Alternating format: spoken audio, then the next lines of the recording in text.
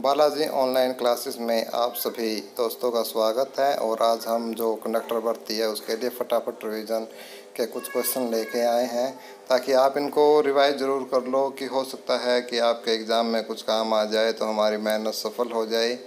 और दोस्तों, वीडियो को लाइक, शेयर और चैनल को सब्सक्राइब करना बिल्कुल न भूलें। और दोस्तों, आप हमारी अन्य वीडियो भी हमारी प्लेलिस्ट में जाकर आप देख सकते हैं। तो दोस्तों, हम ज़्यादा टाइम न लेते हुए आज अपना वीडियो शुरू करते हैं। और एक और इम्पोर्टेंट बात बताना चाहता हूं कि वीडियो को अंत तक देखें, क्योंकि अंत में हमारा एक स्पेशल कैप्सूल क्वेश्चंस होंगे, जिसको हम फटाफट कैप्सूल क्वेश्चन का हमने नाम दिया है। वो लास्ट में होंगे, जिनको हम बिना लिखे बिना टाइप करे आपको उनके बारे में, महत्वपूर्ण क्वेश्चंस के बारे में आपको फटाफट बताएंगे। तो दोस्तों, आज हम शुरू करते हैं अपनी ये वीडियो। आइए देखते हैं। सड़क पर स्पेसवे किस लिए बनाए जाते हैं? तो सड़क पर स्पेसवे पैदल चलने वालों के लिए बनाए जाते हैं। सड़क पर स्पेसवे पैदल चलने वालों के लिए बनाए जाते हैं।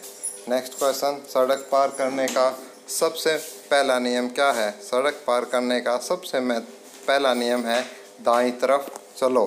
काफ़ी ऑप्शन होंगे आपके, 4-5 ऑप्शन आपको मिल सकते हैं। बाईं तरफ चलो, दाईं तरफ चलो, तो उनमें से आपका जो ऑप्शन चूज करना है आपको वो है दाईं तरफ चलो। उसके बाद, सड़क पार करते समय किस बात का ध्यान रखना चाहिए? तो सड़क जब हम पार करते हैं तो सबसे पहले चौक पर खड़े सिपाही के इशारों का हमें ध्यान रखना चाहिए कि वो हमें क्या इशारे कर रहा है। उसके बाद सड़क पर लगे साइन बोर्ड को हमें अच्छे से देखना चाहिए। आँख और कान पूरी तरह से खोल कर चलना चाहिए। ये उपरोक्त सभी बातों का हमें क्या है, पूर्ण रूप से ध्यान करना है किसी भी दुर्घटना से बचने के लिए। तो ये सड़क पार करते समय हमें एक तो चौक पर जो सिपाही खड़ा है तो उसके इशारों का हमें ध्यान रखना चाहिए कि वो किस साइड को पहले जाने की बोल रहा है। उसके बाद सड़क पर लगे साइन बोर्ड का हमें देखना चाहिए कि उस पर क्या नोटिस आ रहा है। आँख और कान पूरी तरह से खोलकर चलना चाहिए, या उपरोक्त सभी। तो इसमें आपका आंसर होगा उपरोक्त सभी।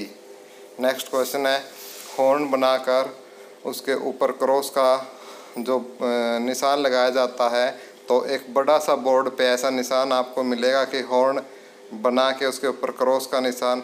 तो उसका क्या मतलब होता है? तो उसका मतलब होता है कि इस पर्टिकुलर एरिया में हॉर्न नहीं बजा सकते आप, कि आपको हॉर्न नहीं बजाना है इस पर्टिकुलर एरिया में। ये एक दंडनीय अपराध है। नेक्स्ट क्वेश्चन, बस कंडक्टर का बस चेकर से संबंध कैसा होना चाहिए? तो बस कंडक्टर का बस चेकर से ईमानदार संबंध होना चाहिए, उनके बीच में ईमानदारी होनी चाहिए। नेक्स्ट क्वेश्चन, कंडक्टर का स्वभाव चिड़चिड़ा होने का क्या कारण है? आपको 4 ऑप्शन मिल सकते हैं। बेआरामी, अनिद्रा, अपना स्वभाव, उपरोक्त में से कोई नहीं। तो अपना स्वभाव। तो कंडक्टर का स्वभाव चिड़चिड़ा होने का क्या कारण है? बेआरामी, अनिद्रा, अपना स्वभाव। तो उसका आंसर होगा आपका अपना स्वभाव। इस पे आप टिक करोगे, अपने स्वभाव पे। नेक्स्ट, कंडक्टर को पूर्ण ज्ञान होना चाहिए। बस कंडक्टर को किस बात का? उसको सामाजिक कौशल और जीवन कौशल दोनों का संपूर्ण ज्ञान होना चाहिए, क्योंकि सामाजिकता भी ज़रूरी होती है, क्योंकि इतने लोगों से हम मिलते जुलते हैं, उनको डील करना है। और साथ में हमें जीवन कौशल के बारे में भी पता होना चाहिए। बस कंडक्टर का स्वभाव नरम होना क्यों ज़रूरी है? यात्रियों से बात करने के लिए, या ड्राइवर से बात करने के लिए, या उपरोक्त दोनों, या उपरोक्त में से कोई नहीं। तो इसका आंसर होगा यात्रियों से बात करने के लिए, क्योंकि कंडक्टर को किससे डील करनी है? यात्रियों से डील करनी है। नेक्स्ट, बस में पूर्ण प्रबंध किसके द्वारा देखे जाते हैं? कंडक्टर द्वारा, ड्राइवर द्वारा, यात्रियों द्वारा, या उपरोक्त में से कोई नहीं। तो इसका आंसर होगा कंडक्टर द्वारा, कि बस में जितने भी प्रबंध होते हैं, जो भी मैनेजमेंट्स होती है, बस के अंदर पानी है या कुछ और है, बस के शीशे साफ़ करने हैं, या सब जो कुछ भी ये होता है, ये सब किसके द्वारा देखे जाते हैं? कंडक्टर। ओके दोस्तों, नेक्स्ट क्वेश्चन की तरफ हम मूव करते हैं। तो हमारा नेक्स्ट जो क्वेश्चन है वो है, यात्रियों से संबंधित किसी समस्या का हल किसके द्वारा किया जाता है? कंडक्टर द्वारा, ड्राइवर द्वारा, प्रबंधक द्वारा, या इनमें से कोई नहीं। तो यात्रियों से संबंधित कितनी भी समस्याएं क्यों ना हो बस के अंदर, उनकी जो मैनेजमेंट है वो कौन करेगा? कंडक्टर करेगा। तो वो सब काम किसके द्वारा किया जाता है? कंडक्टर के द्वारा किया जाता है।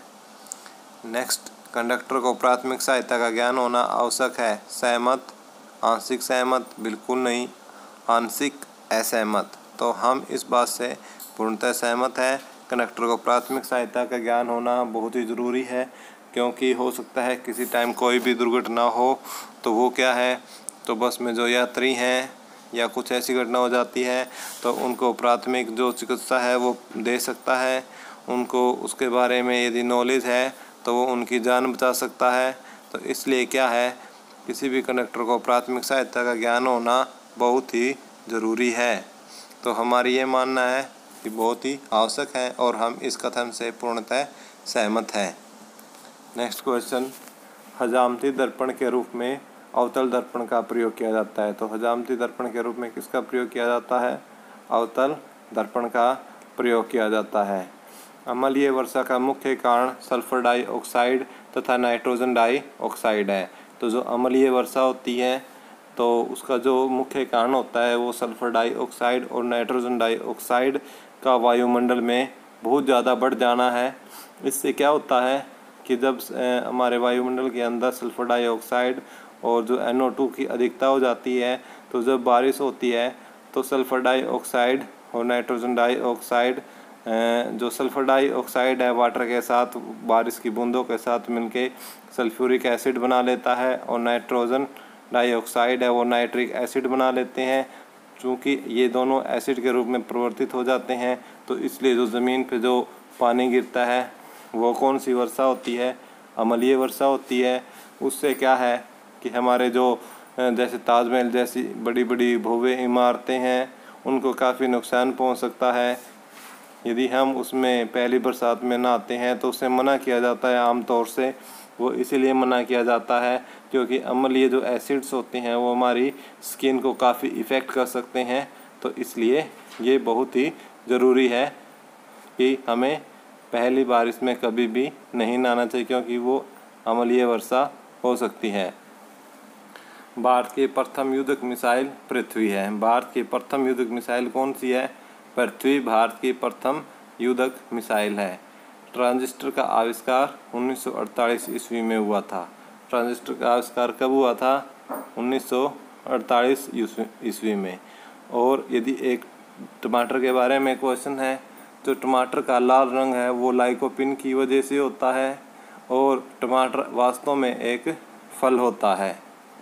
नेक्स्ट क्वेश्चन की तरफ हम मूव करते हैं। प्राथमिक सहायता बॉक्स बस में होना क्यों ज़रूरी है? प्राथमिक सहायता का जो बॉक्स है वो बस में होना क्यों ज़रूरी है? क्योंकि इस बात से पूर्णतः सहमत है कि जो फर्स्ट एड किट है वो बस में होनी बहुत ही आवश्यक है, क्योंकि हो सकता है किसी टाइम यदि कोई दुर्घटना घट जाती है तो उसकी उस समय एट ए टाइम ज़रूरत पड़ सकती है। तो उससे निपटने के लिए तो हमारे क्या है, प्राथमिक सहायता बॉक्स है वो बस में होना अति आवश्यक है। हमारा ये मानना है और हम इस बात से पूर्णतः सहमत हैं।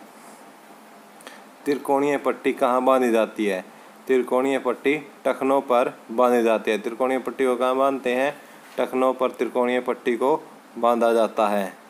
नेक्स्ट क्वेश्चन, जब हड्डी टूटकर चमड़ी में से बाहर आ जाती है तो उसे क्या कहते हैं?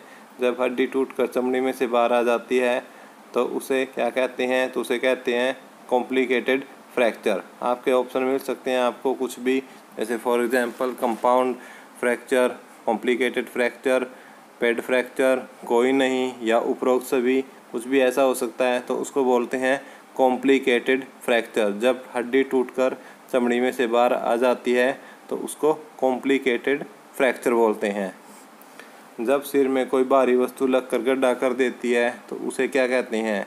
जब कोई भारी वस्तु सिर में लगकर गड्ढा कर देती है उसे कंपाउंड फ्रैक्चर कहा जाता है।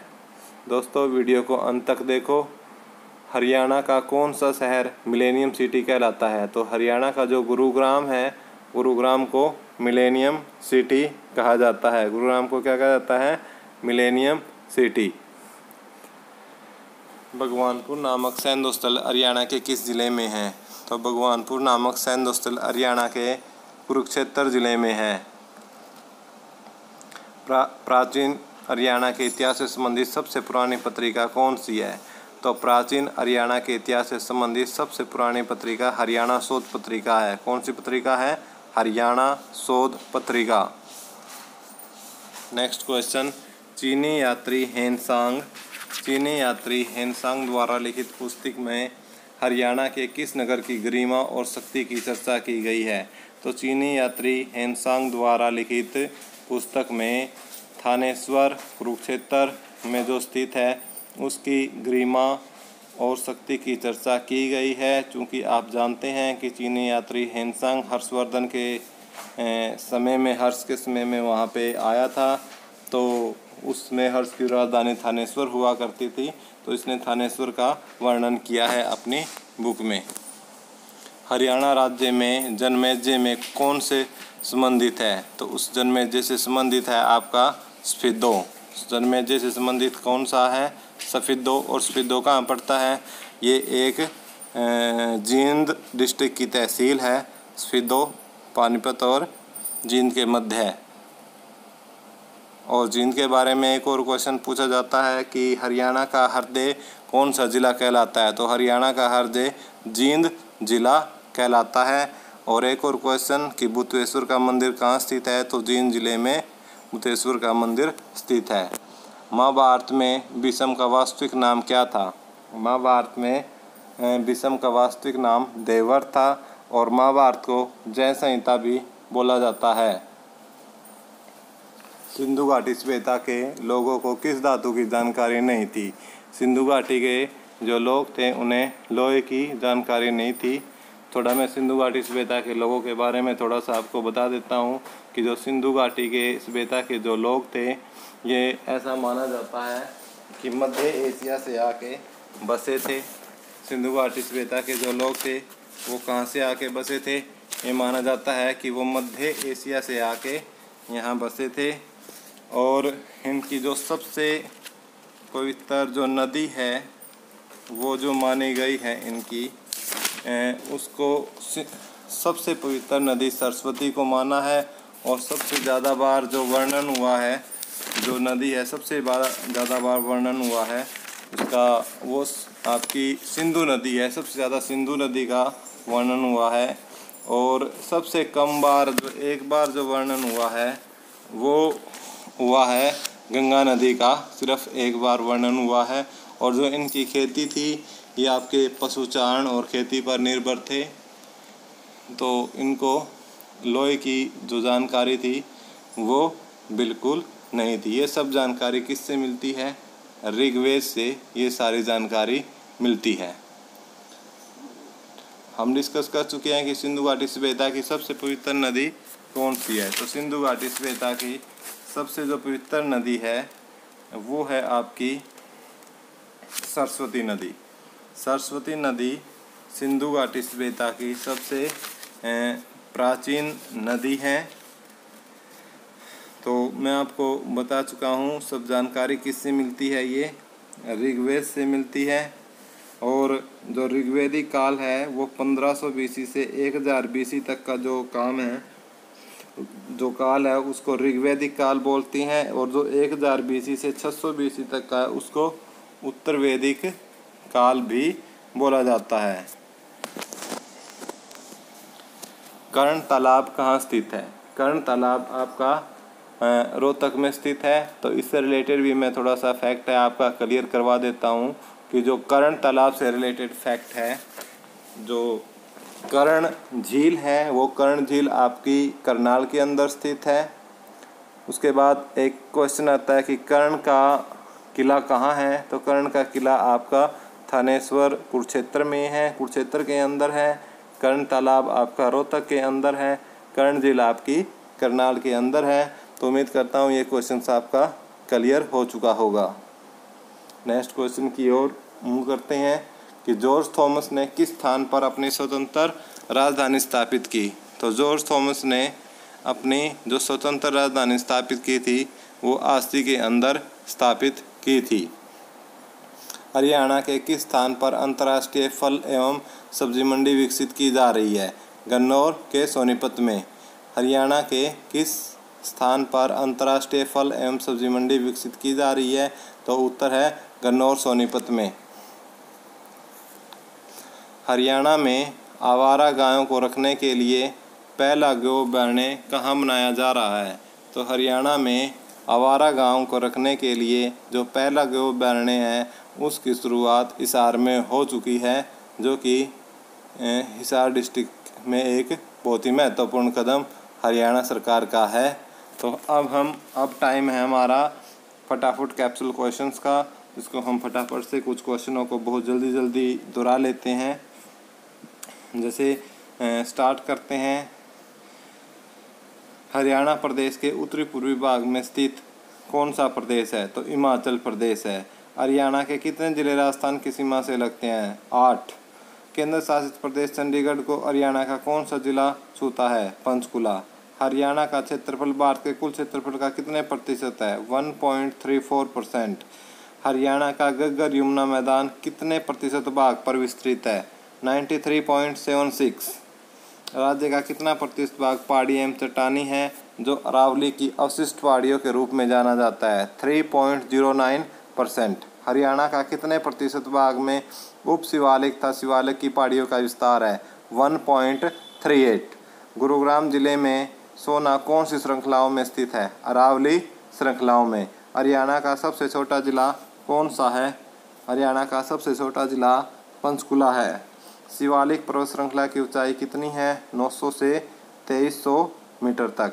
सिरसा का नेली क्षेत्र जो कम उथला व चौड़ा है, हरियाणा के किस भाग में आता है? अनकई दलदल, उसको बोलते हैं अनकई दलदल। हरियाणा का मैदानी भाग समुद्र तल से कितनी ऊंचाई पर स्थित है? 700 से 900 फीट। कौन सा जिला सबसे आखिर में बना? चरखी दादरी। हरियाणा राज्य भारत के किस क्षेत्र में स्थित है? उत्तर पश्चिम में। राष्ट्र का रक्षा द्वार किस राज्य को कहा जाता है? हरियाणा को। लैंडलॉक्ड राज्य कहा जाता है? हरियाणा को लैंडलॉक्ड राज्य कहा जाता है। इंदौरी पहाड़ी स्थित है मेवात जिले में। कौन सा राज्य हरियाणा के पूर्व में है? उत्तर प्रदेश। क्षेत्रफल की दृष्टि से हरियाणा राज्य का सबसे बड़ा शहर कौन सा है? क्षेत्रफल की दृष्टि से हरियाणा राज्य का सबसे बड़ा शहर कौन सा है? शहर के बारे में पूछा है तो सबसे बड़ा शहर फरीदाबाद है। हरियाणा का कौन सा जिला रेतीला नहीं है? कुरुक्षेत्र। यदि पूछ ले कि क्षेत्रफल की दृष्टि से हरियाणा का सबसे बड़ा जिला कौन सा है, तो सिरसा जिला है। यदि शहर पूछ ले तो फरीदाबाद में है। यमुना नदी हरियाणा के किस ओर से की सीमा को चिन्हित करती है? पूर्वी। हरियाणा में कितने प्रकार की ऋतुएं पाई जाती है? 3। हरियाणा में शीतकाल में औसतन तापमान रहता है 12 डिग्री सेल्सियस। हरियाणा में ग्रीष्मकाल में औसतन तापमान रहता है 35 डिग्री सेल्सियस। हरियाणा के किस भाग में सर्वाधिक वर्षा होती है? उत्तरी पूर्वी। हरियाणा के किस भाग में सबसे न्यूनतम वर्षा होती है? दक्षिण पश्चिम। हरियाणा प्रदेश में वर्षा का वार्षिक औसतन कितना है? 40 डिग्री से 60 डिग्री सेंटीग्रेड। हरियाणा प्रदेश में वर्षा ऋतु का समयकाल क्या है? प्रारंभ जुलाई से मध्य सितंबर तक चलता है। हरियाणा में वर्षा बंगाल की खाड़ी से उठने वाली कौन सी मानसून से होती है? तो दक्षिणी पूर्वी से होती है। दक्षिणी पश्चिम से नहीं होती, हरियाणा में दक्षिणी पूर्वी से होती है। प्रदेश हरियाणा प्रदेश में शीतकाल में वर्षा किन विक्षोभों के कारण होती है? पश्चिमी विक्षोभों के कारण। हरियाणा का सबसे शुष्क क्षेत्र कौन सा है? महेंद्रगढ़। हरियाणा में जुलाई से सितंबर महीने के मध्य किन पवनों द्वारा वर्षा होती है? दक्षिणी पश्चिमी मानसून के द्वारा। उसके बाद है हरियाणा की जलवायु किस फसल के लिए विशेष रूप से अच्छी है? गेहूं के लिए। हरियाणा का आर्द्र उपोष्ण जलवायु वाला क्षेत्र है शिवालिक के समीप का पहाड़ी क्षेत्र। लू कौन से महीने में चलती है हरियाणा में? मई जून। आप अच्छी तरीके से परिचित हो। उसके बाद सदा बहने वाली नदी कौन सी है हरियाणा की? यमुना नदी। घग्गर नदी किस प्रकार की नदी है? तो घग्गर नदी मौसमी नदी है। हरियाणा की गणना की जाती है न्यून वर्षा वाले राज्यों में। घग्गर नदी हरियाणा के किस जिले में नहीं बहती? तो भिवानी जिले में नहीं बहती। मारकंडा नदी की महत्वपूर्ण उपनदी है टांगरी। मानसरोवर क्षेत्र में किस नदी का उद्गम हुआ? ब्रह्मपुत्र का। आदि बद्री का संबंध किस पवित्र नदी से माना जाता है? सरस्वती नदी से। चोटांग नदी का ऋग्वेद कालीन नाम क्या है? चोटांग नदी का ऋग्वेद कालीन नाम दर्शेदवती है। दर्शेदवती। हरियाणा की प्रमुख नदियाँ यमुना और घग्गर है। हरियाणा की प्रमुख नदियाँ। सरस्वती नदी हरियाणा के कहाँ से प्रवेश करती है? आदि बद्री से। हरियाणा में फरीदाबाद जिले में बहने वाली प्रमुख नदी कौन सी है? यमुना। यमुना नदी से पश्चिमी यमुना नहर कहाँ से निकाली गई है? ताजेवाला से। हरियाणा के दक्षिण क्षेत्र में प्रवाहित होने वाली नदियाँ कौन सी है? साहिबी और इंदौरी। साहिबी और इंदौरी। मुलाना के समीप मारकंडा नदी में मिलने वाली नदी है टांगड़ी नदी। और आज का लास्ट क्वेश्चन, यमुना नदी हरियाणा के किस जिले की सीमा को नहीं छूती? तो अम्बाला को नहीं छूती। और एक क्वेश्चन दोस्तों आपके लिए, तो हरियाणा के किस जिले में सोलर नामक कठोर चिका मिलती है? ये क्वेश्चन आपके लिए है। आपको बताना है कि हरियाणा के किस जिले में सोलर नामक कठोर चिका मिलती है। आपको आंसर हमें कमेंट बॉक्स में करना है। तो thank you friends, bye, take care, meet you soon.